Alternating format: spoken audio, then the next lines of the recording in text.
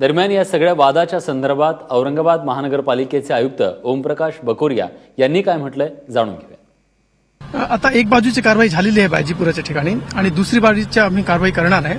त्याच्यामध्ये ज्यांचा जो आक्षेप आहे त्या आक्षेपाचं निराकरण करूनही आम्ही पुढची कारवाई करणार आहे। बरं, पण काल जो तिथे गोंधळ झाला तर त्या संदर्भात आपलं काय मत आहे? लोकांचं म्हणणं आहे की त्यांना वेळ पाहिजे पूजा करण्यासाठी, मंदिर हलवण्यासाठी आणि आपल्या अधिकाऱ्यांनी अरेरावी केली असं त्यांचं म्हणणं आहे। नक्कीच आहे की जो काही वेळ मिळणार आहे त्यांना आम्ही देणार आहे। कुठल्याही प्रकारची धार्मिक भावना आहत न करता आम्ही कारवाई करणार आहे।